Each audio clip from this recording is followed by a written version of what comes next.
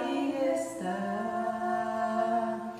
onde reina amor, fraterno amor, onde reina amor, Deus aí está.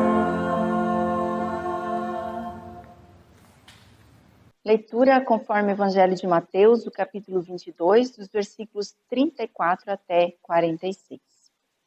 O Evangelho que nós lemos hoje fala de amor, amar a Deus, amar ao próximo, amar a si mesmo.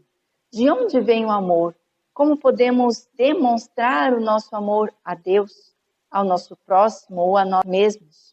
O amor não é apenas um sentimento, é algo que nós vivemos no nosso dia a dia.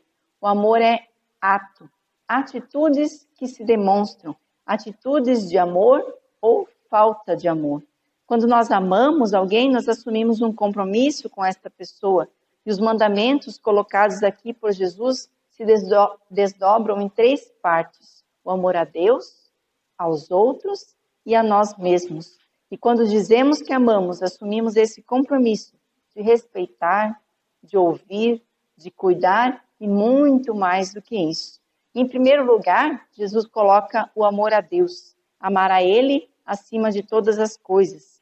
No Mateus 6, 21 e também o verso 24 nos dizem assim: porque onde estiver o vosso tesouro, aí estará também o vosso coração.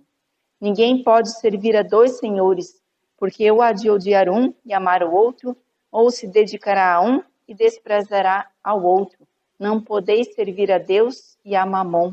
Aquilo que nós amamos de todo o nosso coração é onde colocamos também a nossa força, a nossa fé, aonde depositamos toda a nossa esperança. Aquilo que nós amamos de todo o nosso coração, este é o nosso Deus. Assim, o nosso Deus podem ser outras coisas, não o Deus verdadeiro e todo-poderoso. Podemos amar o dinheiro, podemos amar as riquezas, podemos amar os bens, as nossas posses, até mesmo pessoas ou o nosso trabalho, e também amar mais a nós do que a Deus. Tudo pode ser o nosso Deus. Por isso, este primeiro mandamento que Jesus coloca é tão importante. Ele, Deus, deve ser o primeiro em nosso amor, em nossas vidas. E Jesus diz amar a Deus de todo o coração, de toda a alma, de todo entendimento, com todas as nossas forças. Dar tudo o que temos a Deus. Não sobra nenhuma parte nossa que não ame a este Deus. Coração, força, alma, entendimento. Amar a Deus é olhar para este Deus, obedecê-lo, é caminhar conforme a sua vontade, confiar nele, ter esperança neste Deus. E quanto nós olharmos para Jesus cada vez mais, vamos ver o seu exemplo de amor, de compaixão, de misericórdia e ver ele é o nosso exemplo de como devemos amar a Deus, amar ao próximo e estar em comunhão com as pessoas também à nossa volta. Em segundo lugar, Jesus coloca amar ao próximo, como nós amamos a nós mesmos. Como diz o evangelista João em uma das suas cartas, se alguém afirma, eu amo a Deus, mas odiar o seu irmão é mentiroso, porque quem não ama seu irmão a quem vê, não pode amar a Deus a quem não vê. Ele nos deu este mandamento: quem ama a Deus, ame também seu irmão. Na vida, nós podemos seguir 2 caminhos. O caminho do amor, seguir o caminho de Deus, o caminho da paz, o caminho do bem, ou podemos seguir outro caminho, que leva para longe de Deus. Um caminho trilhado pelas nossas próprias forças. E quando nós optamos em seguir o nosso caminho, o nosso próprio caminho, o amor é algo que vai se esfriando, porque os nossos interesses são maiores do que interesses de outras pessoas. E no fim, amamos mais a nós mesmos e deixamos Deus de lado, deixamos o próximo também de lado. Os fariseus estavam nesse momento conversando com Jesus e procuravam algo para colocá-lo à prova. E lhe fizeram perguntas sobre qual é o maior mandamento que nós temos na lei. E Jesus diz que é amor. A lei do amor é maior do que todas as leis criadas pelo ser humano. O amor ao próximo é sempre visto nas atitudes que nós temos com as outras pessoas, na nossa forma de lidar, nos interesses que vamos demonstrando.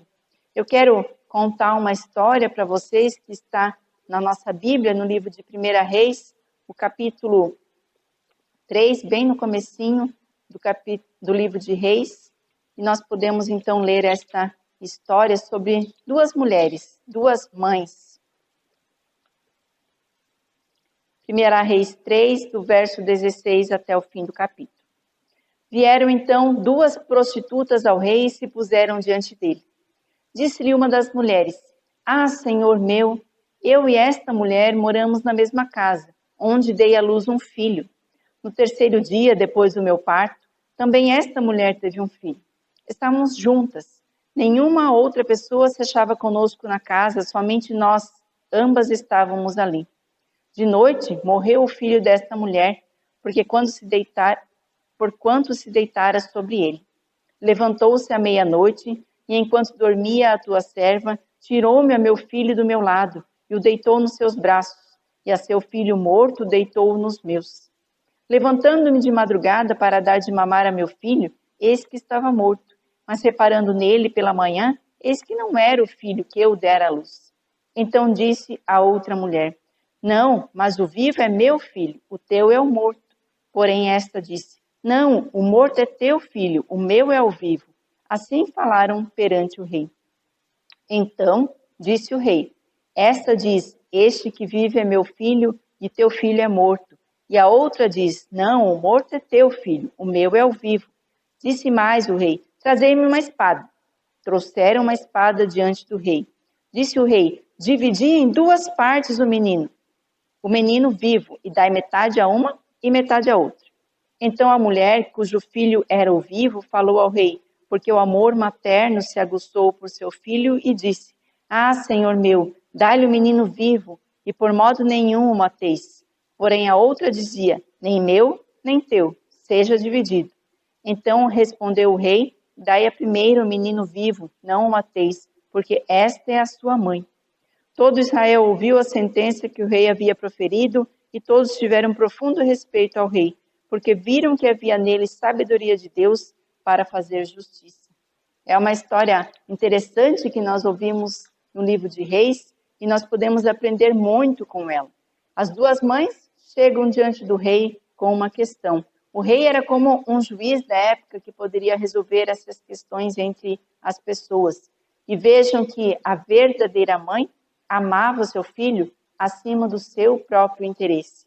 E o rei Salomão foi muito sábio na sua conversa e na sua decisão como tratou aquele momento. A mãe, que desejava suprir os seus interesses a todo custo, de continuar com o filho, não se importava de fato com a vida do menino, com a vida do outro. Queria vencer aquela disputa, queria ganhar naquele momento. Ou seja, é sempre necessário ter sabedoria no julgar uma lei, ter sabedoria em olhar o equilíbrio entre o cumprimento de uma lei e o amor. Quando nós temos amor, nós agimos diferente, agimos com misericórdia, ainda que isso muitas vezes vá contra nossa própria vontade. Quando temos o amor de Deus, quando seguimos os mandamentos preciosos que Deus deixou a nós, as coisas são diferentes. E talvez o que não era tão importante se torna mais importante por causa do amor. Nós não nos desviamos do bom caminho. Somente a mãe verdadeira amava de fato aquela criança. Esses dois mandamentos básicos para a nossa fé, amar a Deus acima de tudo e ao próximo como a nós mesmos. E desses todos os outros dependem toda a nossa lei, todo o cumprimento de todas as leis que nós conhecemos. Amar a Deus é o mais importante, pois com ele vamos conseguir cumprir todos os outros mandamentos. E essa resposta que Jesus vai dando a esses fariseus é, na verdade, o ABC da vida cristã. Cristão é aquele que ama, aquele que tem misericórdia, aquele que serve ao próximo. E isso é o começo da vida cristã. E muitas vezes as pessoas optam em seguir outros caminhos, como nós podemos ler no Salmo 1, que foi lido na saudação também deste culto. Aquele que é feliz por estar no conselho de Deus, e aquele que é levado como a palha no vento e segue por um caminho que Deus desaprova. Este é o caminho que muitos optam em seguir, o caminho do eu. Minha vontade, minha necessidade, meus desejos, amar apenas a mim. E na verdade isso não é amor, é egoísmo. Querer ser o seu próprio Deus, servir apenas a si mesmo e os seus próprios interesses.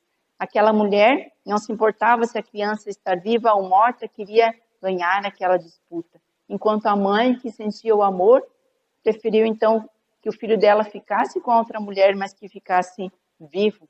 O amor que Jesus fala é muito maior, é servir, é estar a favor do próximo. Aquela mãe que abriu mão do seu filho, mas para que ele continuasse vivo. Jesus teve vários embates com esses fariseus, com os saduceus e grupos religiosos da época. Mostrava o caminho do perdão, da misericórdia, do amor, mas o caminho da lei, muitas vezes, era o caminho que os fariseus queriam seguir, e eles faziam perguntas, não porque queriam respostas, mas porque queriam condenar Jesus nas suas falas, queriam pegar Jesus em alguma contradição. E nesta primeira parte da conversa que eles têm, Jesus então é interrogado sobre a maior lei e dá a resposta do amor. E na segunda parte do texto que nós lemos, Jesus faz perguntas. E os fariseus não têm nenhuma resposta. Jesus então continua conversando com eles, nós podemos ler adiante no capítulo 23, e Jesus diz: obedeçam-lhes e façam tudo o que eles dizem a vocês, mas não façam o que eles fazem, pois não praticam o que pregam. É o famoso faço o que eu digo, mas não faço o que eu faço. Os fariseus não eram exemplos na sua atitude, não agiam com amor, agiam apenas pela lei. Não amavam Jesus da maneira como ele merecia, não demonstravam esse amor às pessoas, eles tinham todas as leis para seguir, mas eles mesmos não olhavam para a lei do amor, a maior de todas. Onde está o amor nos dias de hoje? Será que esta lei está nos nossos corações? Ou ela vem se esfriando aos poucos? Onde está a compaixão, a misericórdia? Jesus nos ensinou a amar, respeitar, viver isso todos os dias, mas não é isso que nós vemos. E eu não falo somente na questão da violência ou das guerras que vem se aumentando, mas em coisas pequenas do nosso dia a dia. Pequenas discussões, discordâncias que muitas vezes levam nós a odiarmos a outra pessoa. Falta de respeito pelo próximo, por quem ele é. O simples fato de alguém se achar superior a outra pessoa por alguma posição que tenha na sociedade, ou ignorar alguém que precisa de uma ajuda, que a gente poderia ajudar, mas a gente olha de lado e deixa aquela pessoa passar, porque ela talvez não mereça a nossa compaixão. A falta de amor é demonstrada nesta falta de compaixão, de empatia, de sentir a dor do outro, de buscar o outro quando ele precisa de mim, de colocar o outro como mais importante do que eu. Se todos olhassem pelas outras pessoas, haveria também aqueles que olhassem por nós. Se nós olhamos para o outro olha também para nós. Tudo começa assim, eu fazendo aquilo que me cabe. Que Deus nos ajude a amar a Ele com toda a nossa força, com toda a nossa alma, com todo o nosso entendimento, com todo o nosso ser, e amar ao próximo como amamos a nós mesmos. Pois estes são os mandamentos mais importantes que nós temos a cumprir, maior do que tudo. Agostinho, que foi um teólogo da antiguidade, disse: ama e faz o que quiseres. Se agirmos com amor, tudo que nós fizermos será fruto deste amor e por isso será agradável a Deus, agradável ao nosso próximo e também a nós mesmos. Que Deus nos abençoe, que Deus nos ajude nesta nossa tarefa de, como cristãos, amar a Deus, mas também amar ao próximo e as pessoas que estão perto de nós. Que Deus nos abençoe. Amém.